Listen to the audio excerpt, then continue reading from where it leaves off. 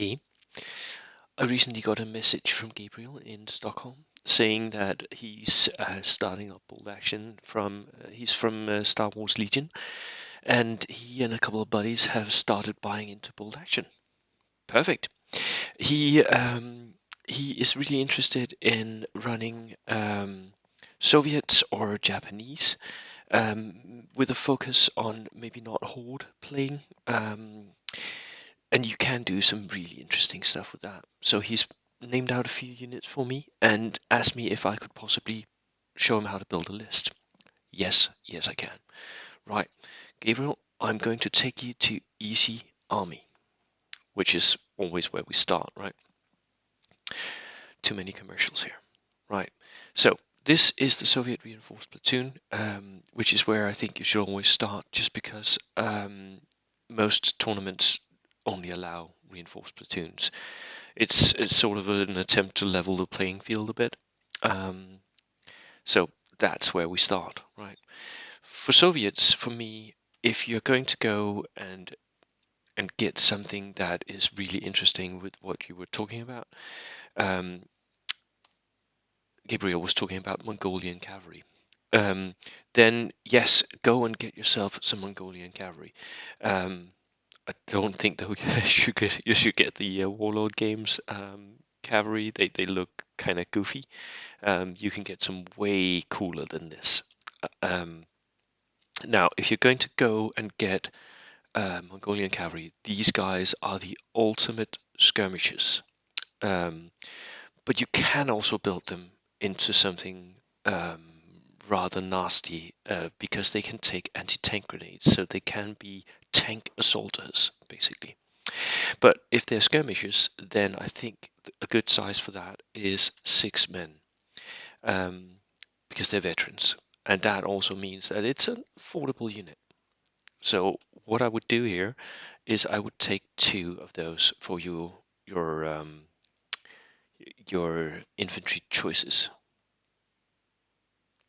Mm, oh, that was a motorcycle squad. We were wanting a Mongolian cavalry squad. There we go. And again, 6 men. Now the good thing about these is that you can move up 9, you can shoot, um, and you still got the rifles that normally cavalry don't have. But you want to wait until late in the turn before you move. Um, One thing they're also really good at is pouncing on small teams, like 3 or 4 man units of regulars or inexperienced. Charge them, because you will definitely win that charge. Um, Remember, you still have tough fighter, even though you're not a close combat cavalry unit.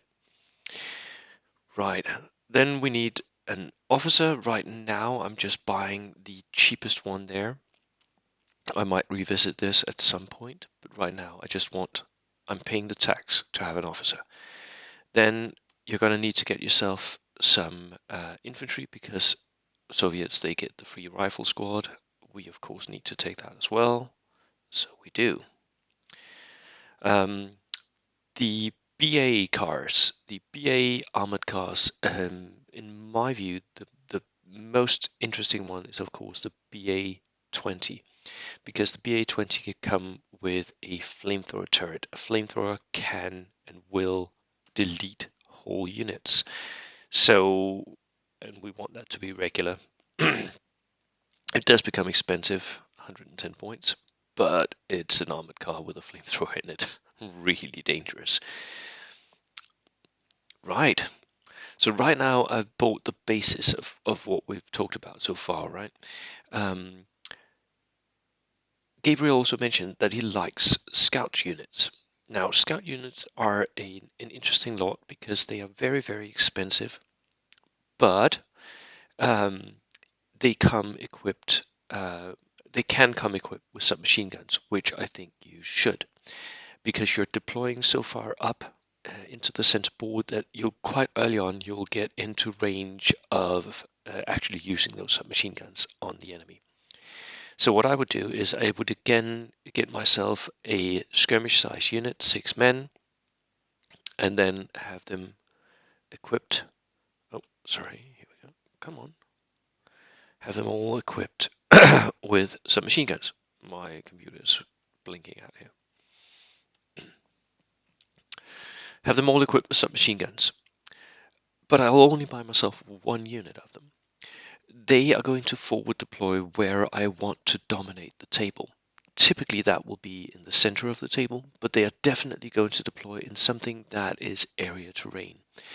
Preferably a ruin, hard cover area terrain. That would be brilliant. Because a unit of 6 tough fighter veterans with SMGs sitting in hard cover, they are never going to be shifted. So you can actually, if you're playing something where there are objectives, you can dominate one objective if you make sure that objectives are placed in area terrain in the center of the board. Really good. Right. Then the obvious choice for all competitive players right now is to go and get yourself a Stuart light tank. You could also go with a Katusha, but if you're running cavalry and scouts, you're already pretty far up towards the enemy, so there'll come a point where the Katusha can't shoot. A Tokarev might also be a good choice, depending on what it is that you want. But the Stuart light tank is just so good, and it can come equipped with Recce. You always buy the Stuart light tank with the forward-facing LMGs, making it the darker tank, as I name it. So there we go. And you've still only spent a little less than 600 points. Brilliant. So now what we want to do is we want to beef out our army, and we do that by taking small teams. An obvious choice is always a flamethrower team. A flamethrower team really needs some transport, so we buy a jeep for that, making it as cheap as possible. Inexperience is good enough for that. It's just going to be wheels for the flamethrower. Another obvious choice is a sniper team. Regular, we don't need much more than that. It's just there to hunt enemy teams. A medium mortar, also very, very good. Inexperienced because we're zeroing in. We don't actually need it to. I mean, there's no downside to just having an inexperienced. Well, okay, we die a little bit more, but we're not going to add a spotter anyway. So just because we're under cover of our own sniper fire most of the time, and then obviously we will need some anti-tank. Now, some people like the anti-tank teams. I don't. The best anti-tank option in the game is the Soviet dog mines. They hit on a 4+. They are a 5+. They're basically a Panzerfaust to penetrate. They they are so cheap. They're so good. Um, and I think this, instead of these tank hunter anti-tank teams that are veterans and SMGs and Panzerfaust, I think the dog mines are just way more beneficial, and the scouts actually do the same as your tank hunters. So we're going to get ourselves 3 dog mines. Why? Because we can. With these 3 dog mines, you can push any tanks that the enemy has way away from yourself. You're going to have to figure out how to use them safely, though, because they are dangerous to your own vehicles.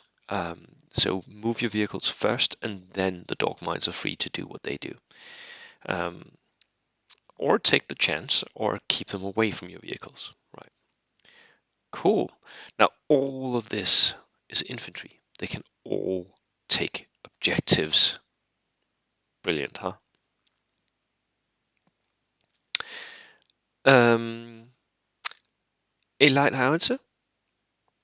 Again, inexperienced. We're not going to. You can't even buy a spotter for that, anyways. And then we're going to need a few more infantry squads right now.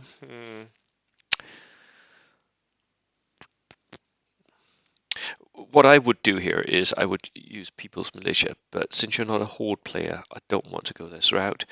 Just, I think then we need a little bit more skirmish capability. They are very good. Push them into the enemy's back lines, and then have a boom, boom, boom. What would we do for the last one here? Siberian veterans. No, you know what we're doing.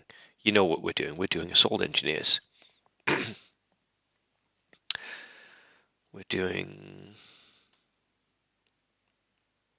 Ooh, can we even afford them? Clear, sorry, go back.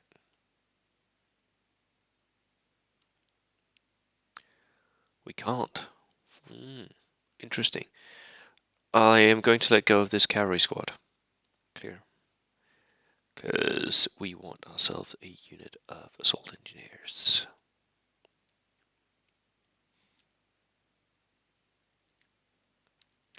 Assault engineers are just so useful. Again, they come equipped with the flamethrower here.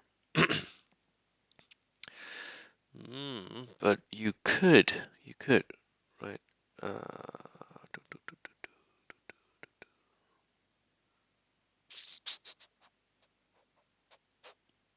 Could also do a tank rider.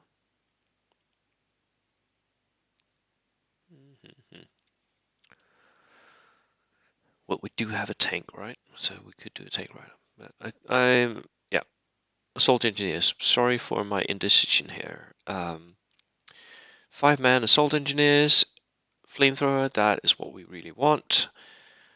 And a captured Panzerfaust. Yeah, we're gonna need some transport for that, and we're going to buy ourselves a Lend-Lease universal carrier. This is the best ever. I can see that we're going to have to cut down on something. Because we need to add a pedal mounted LMG.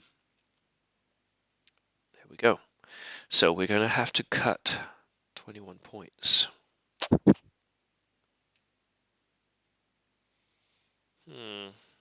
That's a whole dog team. We are cutting it. Clear.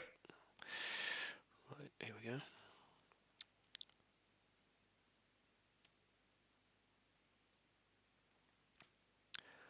Right, that will allow us to get a 5 points. 5 points.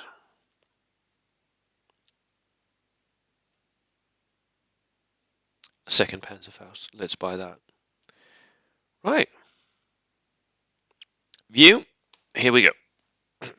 So, 16 order dice, not a horde list, but high on order dice. All of it good though. 1,000 points on the dot.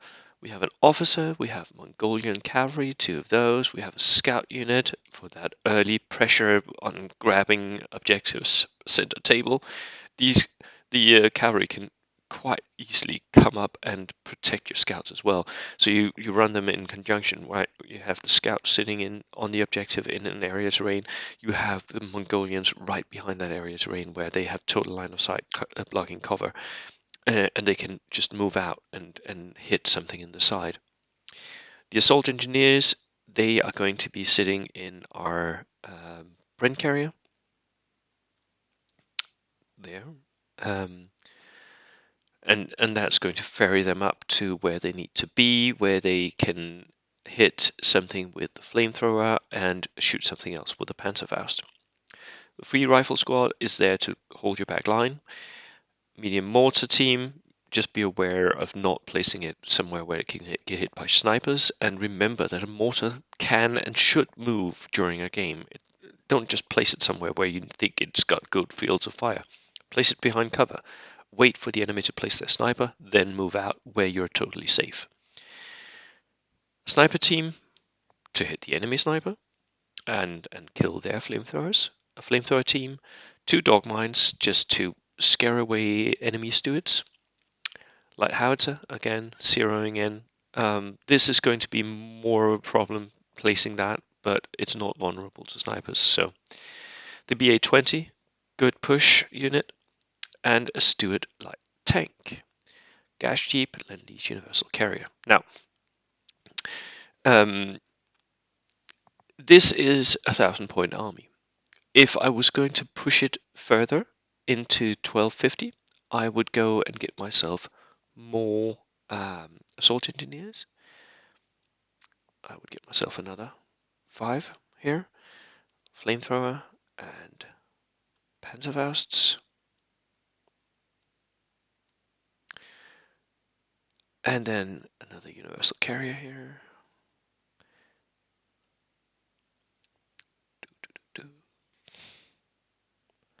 Adding the LMG.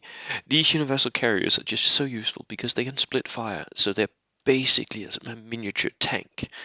So you see we're already pushing up. And then the lieutenant, I would buy him a few extra men, 2, and then equip them with some machine guns, of course. The next thing I would do is I would beef out my cavalry units a little bit, making them 8-man units, because that means that they are more likely to win close combats. Right, so that's what I do. The final thing I would do is I would get myself a SMG for the last 3 points for one of the soldiers in one of the assault engineers. And that would be my 250 points version of this list. Lieutenant, 2 extra men, 8-man units of cavalry. Now they're also assaulters, they can double roll. We have the scouts, early pressure. We have the assault engineers, now 2 of these units. And the 3 rifle squads, the medium mortar, sniper, flamethrower, dog mines, all of that. Light howitzer, BA-20, Stuart light tank, gas jeep, and 2 universal carriers. Now you have 4 armored vehicles along with your cavalry, along with your scouts, along with your assault engineers, and your HE. Really good list in my opinion. Maybe one of the best setups that you can do with the Soviets. Good luck, Gabriel. Let me know how it went, and I hope to see you in Denmark as well. And if you set up something in Stockholm, please let me know. I'll see if I can get any Danes to go. Cheers.